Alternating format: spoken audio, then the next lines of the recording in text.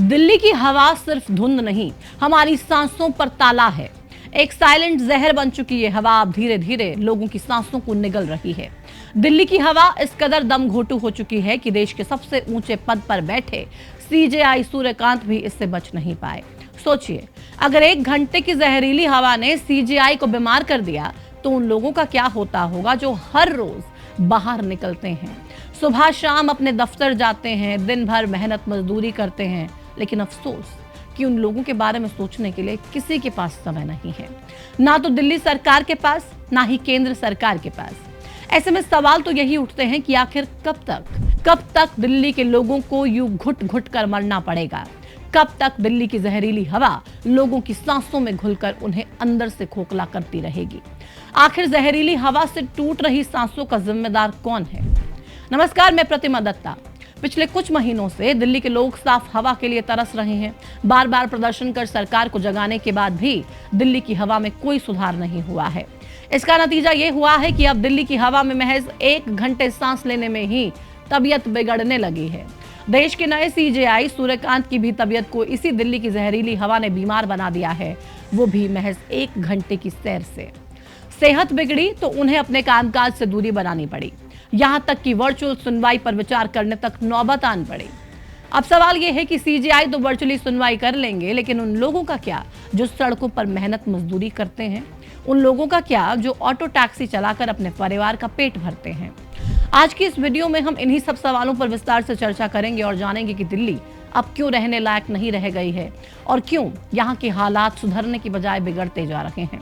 अगर आप दिल्ली में रहते हैं या फिर किसी काम के लिए दिल्ली जा रहे हैं तो लोग आपको जरूर कहेंगे कि भाई मास्क पहन कर जाओ, और जरूरी नहीं है तो मत जाओ। ऐसा क्यों और ऐसा कब तक होता रहेगा? ये सवाल दिल्ली के नौकरी पेशा लोगों से लेकर यहाँ रहने वाला हर शख्स बार बार सरकार से पूछ रहा है। धुंधला आसमान और फेफड़ों को चीरती प्रदूषित हवा का ये प्रकोप इस बार नया नहीं है। हर साल सर्दियां शुरू होते ही दिल्ली की हवा में जहर घुल जाता है। इसका सबसे ज्यादा असर बच्चों और बुजुर्गों पर पड़ता है, लेकिन सच कहें तो बचा कोई भी नहीं है। स्कूल पर ताला, मास्क में ढके लोगों के चेहरे और घरों में कैद होना, ये सब आम बात हो चुकी है।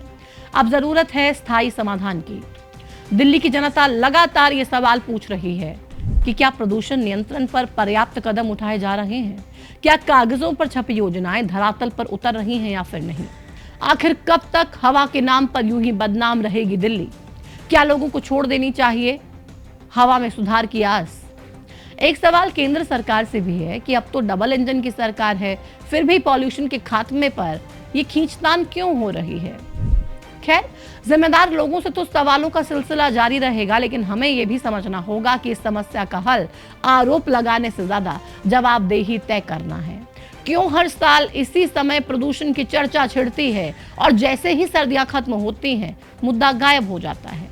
इसी पर अब सुप्रीम कोर्ट ने भी चिंता जताई है। सुप्रीम कोर्ट ने कहा है कि हवा की समस्या सिर्फ बोलने से नहीं, ठोस कदमों से हल होगी। और अब यह भी देखा जाएगा कि हवा को साफ करने के लिए सरकार और एजेंसियां क्या कदम उठा सकती हैं। सीजेआई ने कहा कि यह बहुत अहम मुद्दा है। एनसीआर का हर निवासी हर दिन इस समय जूझ रहा है। सीजेआई ने यह भी कहा कि जजों के पास कोई जादू की छड़ी नहीं है कि आज ही हवा को साफ कर दें। हमें जानना होगा कि असली कारण आखिर क्या है।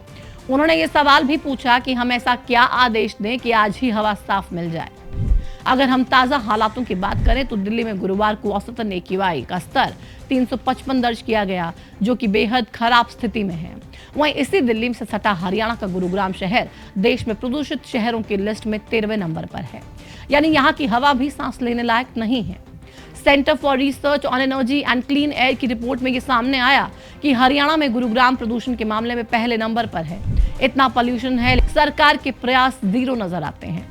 भले ही पॉल्यूशन कम करने के लिए कई लेवल के ग्राफ लगाकर पाबंदियों का ढिंडोरा पीटा जा रहा हो, लेकिन सच्चाई तो यही है कि उससे दिल्ली के लोगों की सांसों में घुलते जहर की मात्रा बिल्कुल भी कम नहीं हो रही।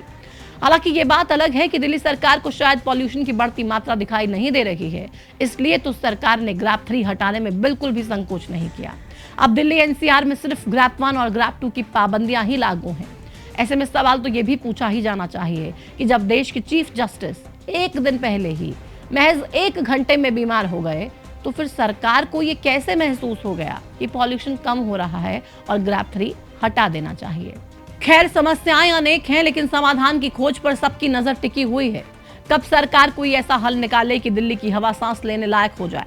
हालांकि पॉल्यूशन को कम करना जिम्मेदारी हम सबकी है, क्योंकि साफ हवा में रहना भी हम सभी की ही जरूरत है। अगर आज हम नहीं जागे तो कल हमारे बच्चों को सिर्फ किताबों में ही साफ आसमान देखने को मिलेगा। धुंधला आसमान और जहरीली हवा उनकी दिनचर्या का एक हिस्सा बनकर रह जाएगी।